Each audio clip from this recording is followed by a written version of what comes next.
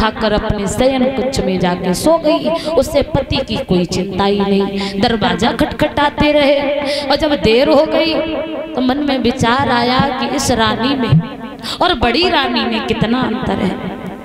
उसे हर वक्त हमारी चिंता रहती थी, जब तक मैं भोजन नहीं करता था तब तक पानी तक नहीं पीती थी, और एक ये भी रानी है। सुरुचि, क्या आवाज मेरी नहीं आ रही है? अरे दरवाजा खोलो। लेकिन दरवाजा कौन खोले?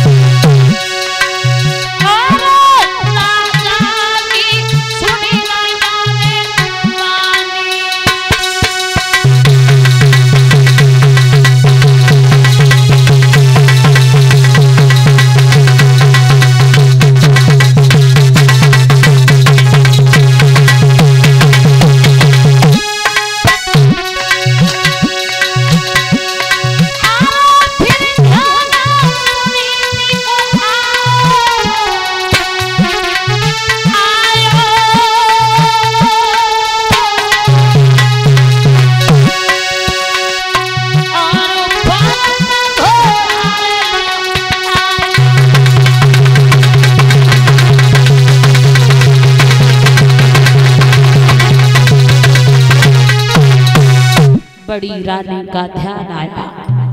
दरवाजा छोड़कर बड़ी रानी के दरवाजे पर पहुंचे सुनीति। दरवाजा खोलो। सुनीति मन में सोचने लगी, शायद ऐसा तो नहीं कि सौत के प्रेम में फंस गए पति को आज हमें मरवाने के लिए भेजा हो। दूसरी बात मन में आई, अगर पति के हाथों से मर जाऊंगी तो तर जाऊंगी। कोई बात नहीं, दरवाजा खोल दिया। दरवाजा खोल के उत्तान पाद को अंदर लाई, घास फूस का बिछौना डाल दिया। जो 4 दिन की सूखी रोटी पड़ी थी ला करके रख दी। महाराज, दासी का ये स्वागत है, जो कुछ हाजिर है उसे स्वीकार करो। उत्तान पाद रानी की वो दरिद्र दशा देख करके आंखों में आंसू आ गए। मैंने तुम्हें कितनी बार समझाया था, लेकिन तुम नहीं मानी, और न मानने का नतीजा आज देख लो तुम्हारी क्या दशा हुई है। सूख सूख के ये शरीर तुम्हारा देखो कितना कमजोर पड़ गया है। रानी कहने लगी, महाराज इसमें दोष तुम्हारा नहीं है, शायद मुझसे ही कोई ऐसी भूल बन गई हो जिसका हमें ये फल मिल रहा है। उस रात उत्तान पाद वही रुके। रानी गर्भ धारण करती है। कुछ समय बाद छोटी रानी भी गर्भ धारण करती है, लेकिन दोनों रानियां गर्भवती हैं। दोनों की अंतर है तो किस्मत का अंतर है। एक रानी ने गर्भ धारण किया, उस दिन से पलिंग नहीं छोड़ा। दूसरी ने बराबर मेहनत की है। छोटी रानी दासिन के संग में हमें मौज उड़ावे।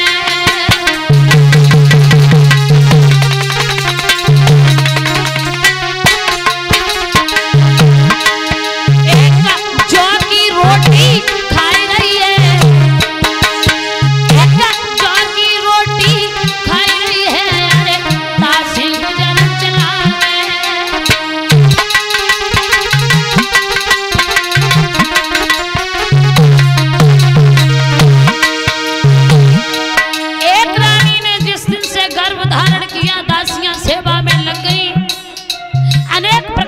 भोजन व्यंजन बना करके देती, सुबह शाम सेवा करती है, हाथ पैर दबाती हैं। लेकिन दूसरी बराबर खेतों का नाच बटोरती है और सोच रही है परमात्मा मुझसे बहुत बड़ी भूल हो गई।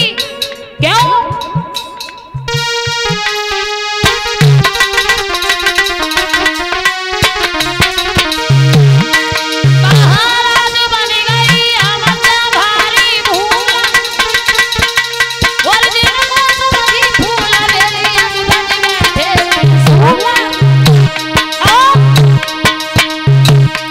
ऐसे जीवन से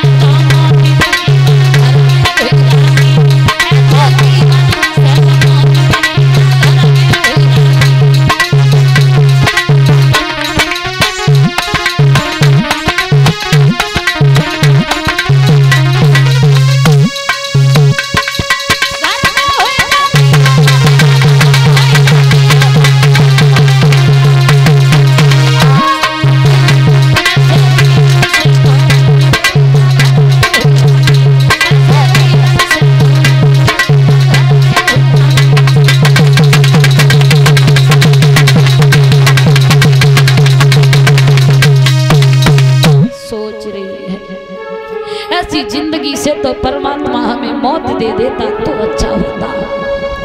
दोनों रानियां गर्भवती है। समय धीरे धीरे धीरे धीरे गुजरता गया और समय आने पर